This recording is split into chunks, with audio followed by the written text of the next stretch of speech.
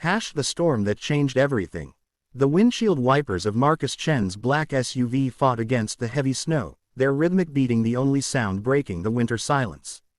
The storm had come from nowhere, transforming the mountain highway into a white maze. Marcus gripped the steering wheel tighter, his expensive suit wrinkled from the long drive back to the city. As CEO of Chen Industries, he was used to controlling everything around him. But nature, it seemed, had other plans. The snow fell so thick he could barely see 10 feet ahead. His phone had lost signal miles ago, leaving him alone with his thoughts and the growing worry that he might not make it home tonight. Marcus had been driving for 2 hours when he first saw them. 3 dark shapes huddled together beside the road, barely visible through the swirling snow. He slowed the SUV, squinting through the windshield. His heart stopped when he realized what he was seeing. 3 young girls, maybe 16 or 17 years old, sat pressed against each other near an overturned car. Their thin jackets were no match for the brutal cold, and even from his warm vehicle, Marcus could see they were shivering violently. Without hesitation, he pulled over and rolled down his window. "Get in my SUV now," he called out, his voice cutting through the wind. The urgency in his tone left no room for discussion. The girls looked up with frightened eyes. The one in the middle, a blonde girl with tears frozen on her cheeks, shook her head. "We don't know you," she said, her voice barely audible over the storm. Marcus understood their fear. A strange man in an expensive car, asking them to get in during a snowstorm, it must have seemed terrifying. But he also knew they would not survive much longer in this weather. "My name is Marcus Chen," he said, stepping out of the SUV despite the biting cold. "I'm not going to hurt you. But if you stay out here, you'll freeze to death before morning." The girl on the left, with dark hair and a cut on her forehead, spoke up. "Our car slid off the road an hour ago. We've been walking, but..." She gestured helplessly at the endless white landscape. "Sarah, what if he's lying?" whispered the third girl, a redhead who couldn't stop shaking. Marcus moved slowly, keeping his hands visible. "Look, I have 3 daughters of my own. Emma, Grace, and Lily. If they were stuck in a storm like this, I would hope someone would help them." He pulled out his wallet and showed them a photo of his girls, the plastic cover already collecting snowflakes. Something in his voice, or maybe the genuine worry in his eyes, convinced them. Sarah helped her friends to their feet, and the 3 girls climbed into the warm SUV. Marcus cranked up the heat and handed them some blankets he kept in the back seat. "Thank you," Sarah said softly as warmth began to return to their faces. "I'm Sarah Martinez. This is Jessica Wong and Katie O'Brien. Are any of you seriously hurt?" Marcus asked, studying their faces in the rearview mirror. "Just cuts and bruises," Jessica replied, touching the bandage Katie had made from a torn shirt sleeve. "We're lucky we weren't going faster when we hit the ice."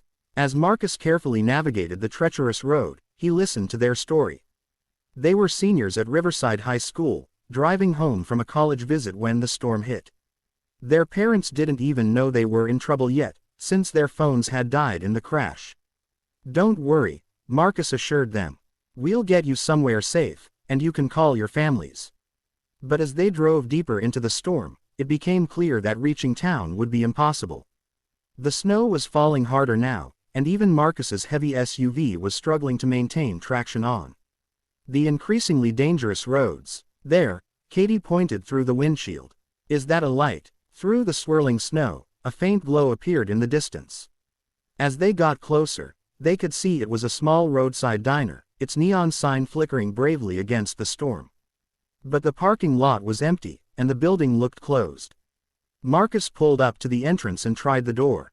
Locked. But then he noticed something that made him smile. A small sign in the window that read, "Chen Industries Annual Charity Drive, thank you for your support." He remembered now. This was Murphy's Diner, one of the small businesses his company had helped during the economic downturn 2 years ago. Old Murphy had been facing bankruptcy, and Chen Industries had not only bought supplies from him for their corporate events but had also helped him modernize his kitchen. Marcus walked around to the back of the building and found Murphy himself, loading his truck with supplies. The elderly man's eyes widened when he recognized Marcus through the snow. "Mr. Chen, what in heaven's name are you doing out here in this weather?" Marcus quickly explained about the girls, and Murphy's weathered face immediately softened. "Well, bring them inside right away. Martha's got soup on the stove, and we've got plenty of blankets." What happened next would stay with Marcus for the rest of his life. Murphy and his wife Martha opened their closed diner, turned on all the lights, and treated the three scared girls like they were their own granddaughters. They called the girls' parents, made hot soup, and even found dry clothes that Martha kept for emergencies. As the storm raged outside, the small diner became a warm island of kindness. Jessica's artistic talents emerged as she sketched portraits of everyone on napkins. Katie shared stories that had them all laughing, while Sarah helped Martha in the kitchen, learning her secret recipe for apple pie. Marcus found himself relaxing in a way he hadn't in years. Away from board meetings and profit margins, sitting in this simple diner with these genuine people, he remembered what really mattered. "You know," Murphy said quietly as they watched the girls help Martha set tables for tomorrow's breakfast rush, "you didn't just save those girls tonight. You reminded an old man why he loves what he does." When the storm finally passed near dawn, Marcus drove the girls home to their relieved families. But the story didn't end there. Jessica went on to art school with a scholarship from Shen Industries.